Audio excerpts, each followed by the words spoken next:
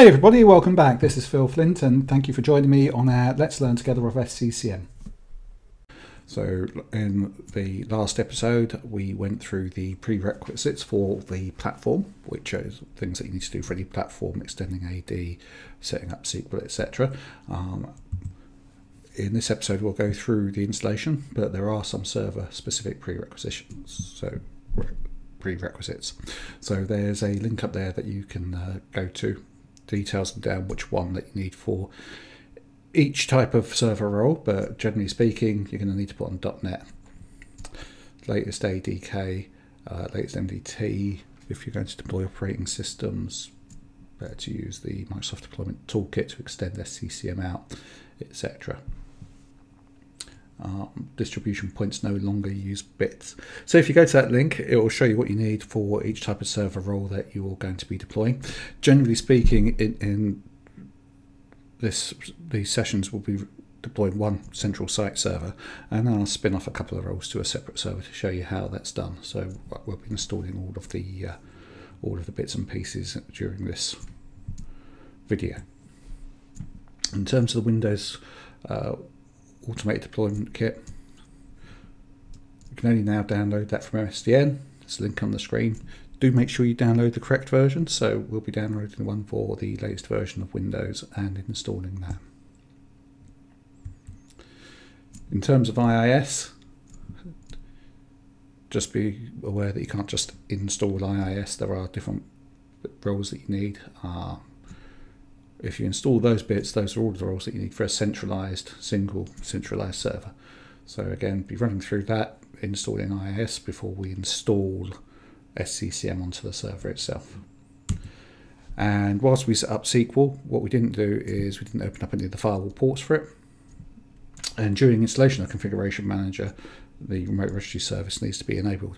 But what we'll do is we'll go through the installation first of all and not enable any of those ports to show you what happens. So let's go on with the demo. So here we are in the lab. Let's first of all start to install IIS, .NET Framework, etc., and all those roles and features that we need. So if we go through the usual Server Manager, Add Roles and Features screen, we can say that we want to add in IIS. I don't believe we need any of the other roles at the moment. Windows Deployment Services we will need later on.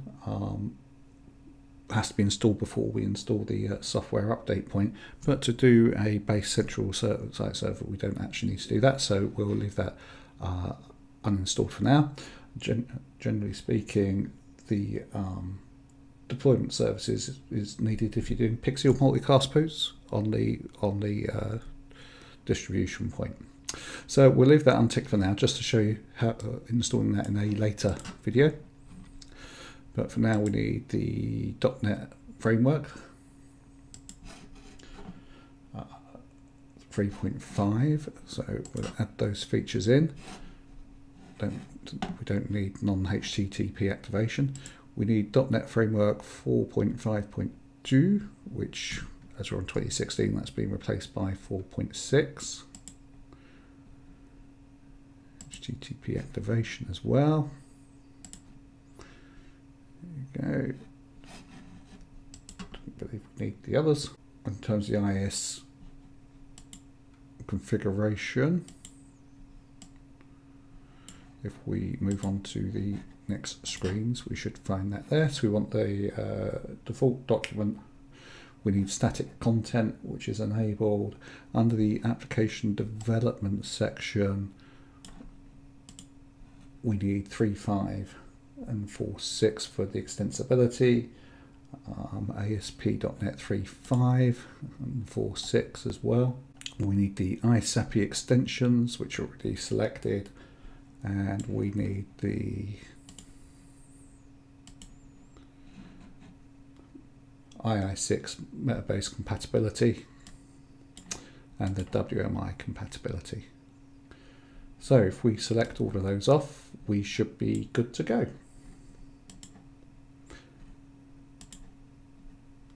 So I'll just pause the video here while those download.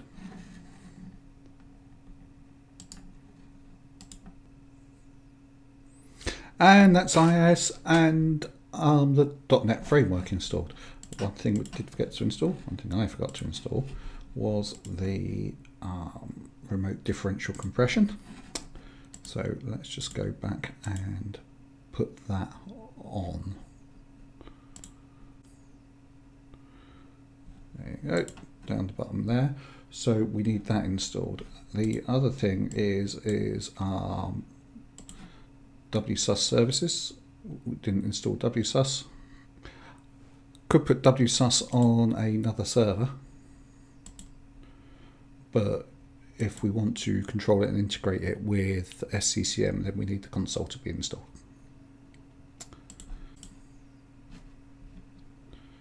And we'll use the same SQL server. Oh, sorry, take off the WID. Put in SQL server, use our SQL server for WSUS as well. So we need to create a path to hold the WSUS downloads. Create a new folder.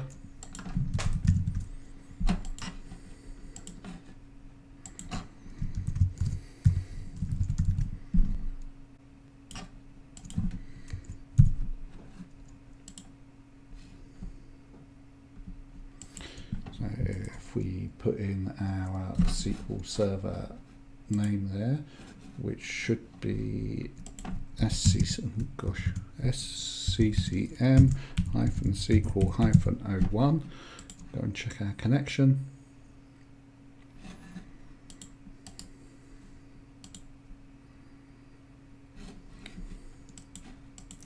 I've got the wrong name of the server. I've called it SQL SCCM-01 because it's primarily a SQL server.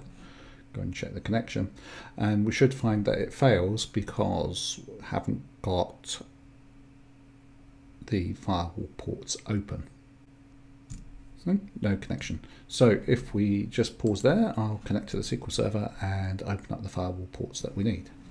So here we are on our SQL server. So if I open up the firewall, Windows app with advanced firewall, then we need to create a couple of inbound rules. One inbound rule will be for SQL itself, so that'll be port 1433. Allow that connection, and that'll be just standard SQL. And another new rule, and we'll open that up for port 4022, and that should be for our SQL browser service. So we'll start that up as well, and while we're here we'll just check the services.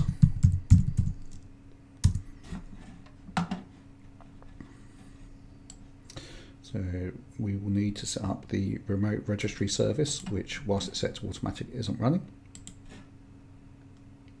And we'll also need the SQL Server browser service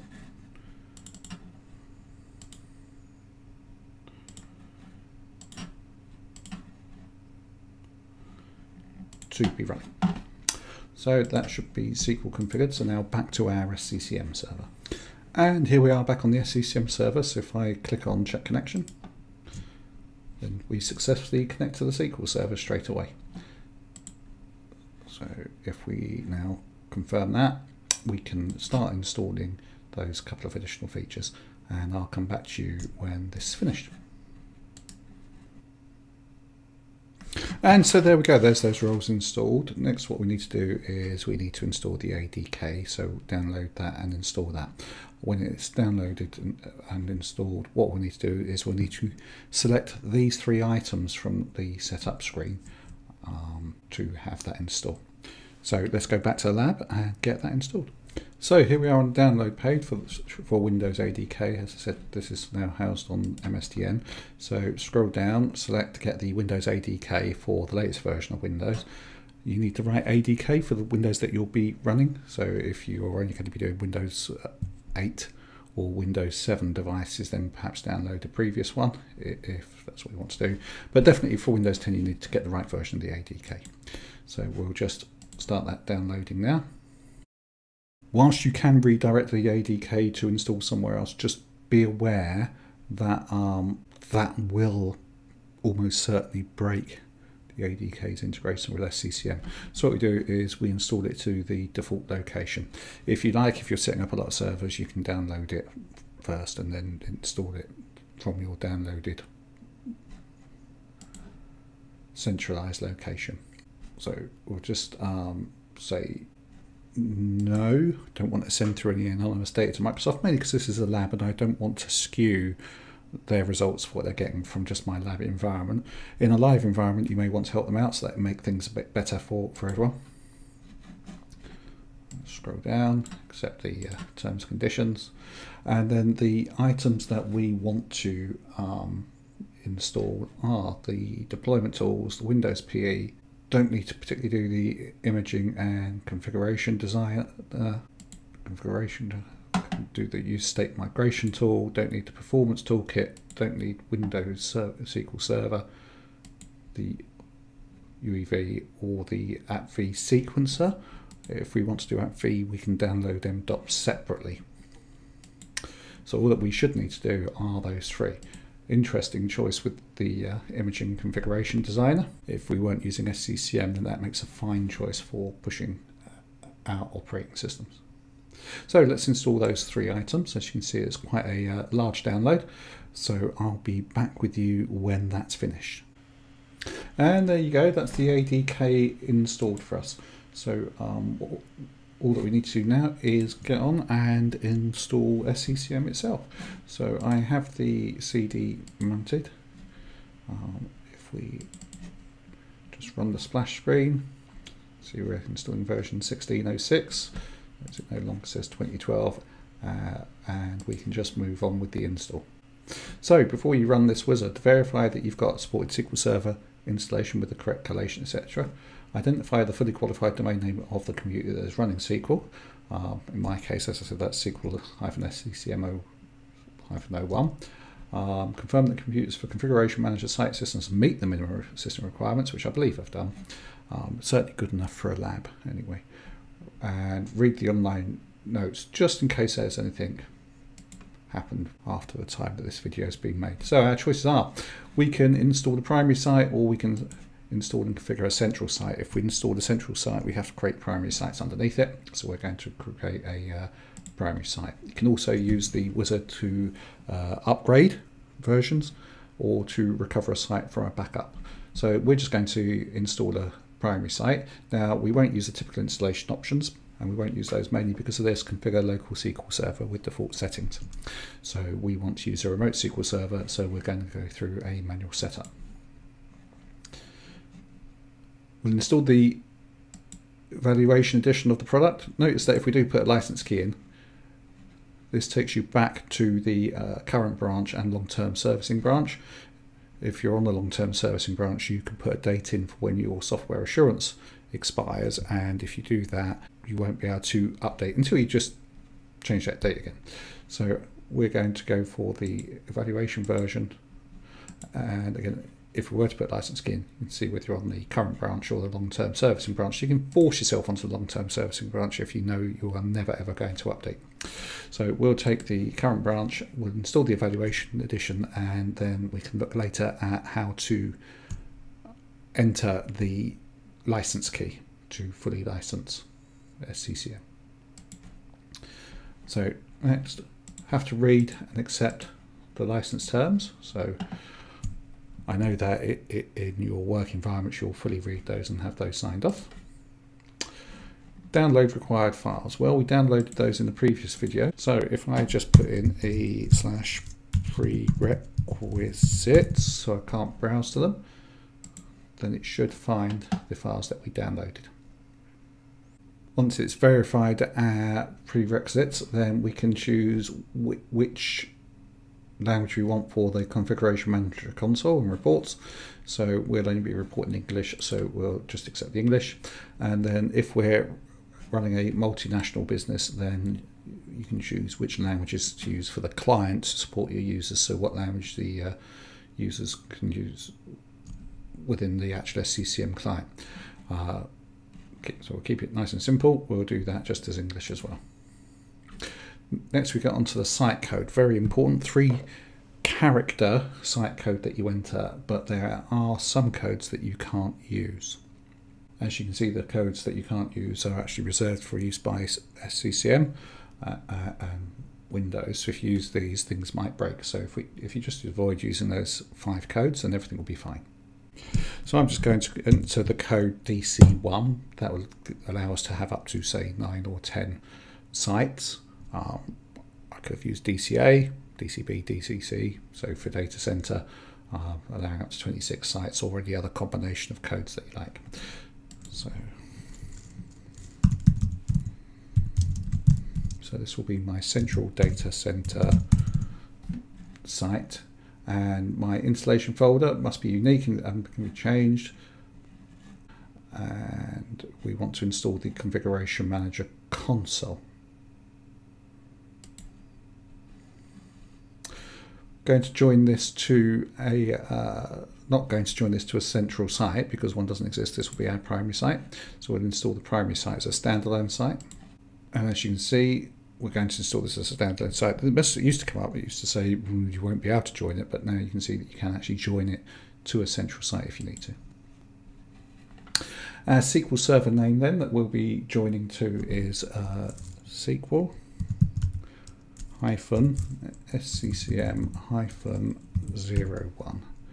It will create a database name for us, so configuration manager underscore and then our site code. So you can call the database whatever you like, or you can just accept the default name, and it's going to try and connect to the service broker on port 4022. So let's connect across. And the wizard auto detects where the databases should be set up. Interesting thing is you can either pre-create the database or not pre-create the database. If you don't pre-create the database, then the setup wizard will try and write to the $share on the SQL Server to create the files. So do make sure that you have that level of file sharing enabled on your SQL Server if you just want to push the SQL databases onto it. Specify where the SMS provider will be installed, so you can now have multiple SMS providers, which is basically the way that we can connect to the database outside of the central site server. So if you have multiple SMS providers, you can always get into have a functioning solution, even if the system central site server fails or the primary server fails. So we'll install the SMS provider straight on this server. I've got PKI set up at the moment in the lab, so default is to install securely. What we'll do though is we'll just configure the communication method on each site server role, and we'll remediate it later when we deploy HTTPS.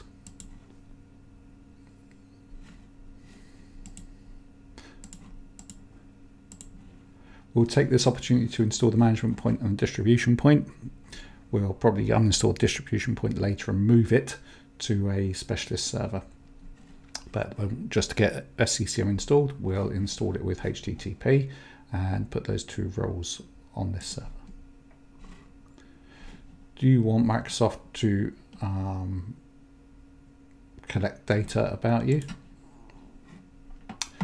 So keep Configuration Manager up to date by connecting to the Configuration Manager cloud service, which allows us to download and install new features. If you want to do this later, you'd have to install the service connection point site system role.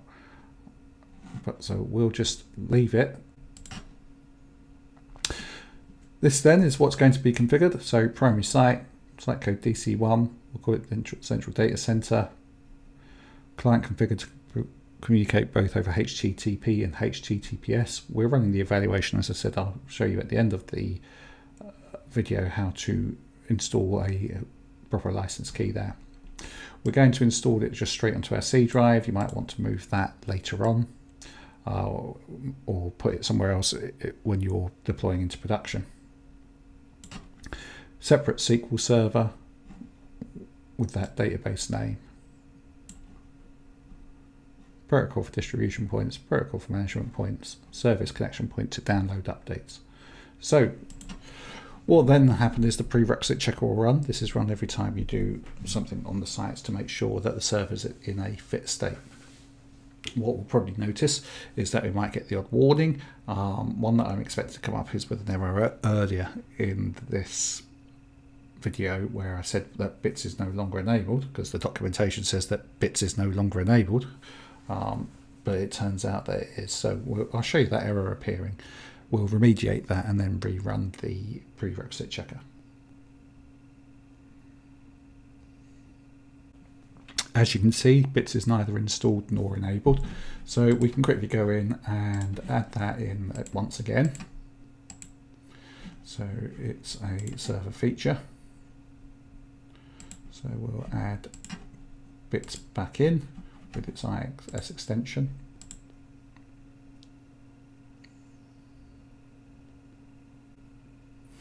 Now that bits is installed, we can rerun the prerequisite checks and we should get a full clean bill of health and be able to install SCCM.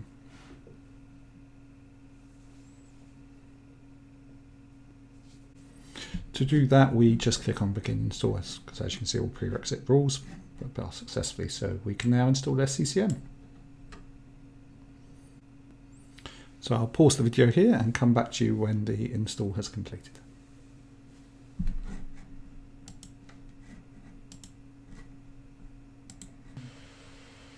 And here we are after nearly an hour and the installation is finished. So we now have SCCM installed. So I'll be back with you straight after we've rebooted. So now the server's rebooted, we can go into the Configuration Manager console, and once it's started you'll be able to see that we are on an evaluation version. So I did say I'd show you how to reset the license key for that. So if you shut down the console and go into Control Panel, Programs and Features, then notice that we have the primary site. We click on uninstall/change, and change is the important thing. We can therefore perform site maintenance on this site, and what that allows us to do is we can click on update the evaluation edition to a licensed edition, type in our license key,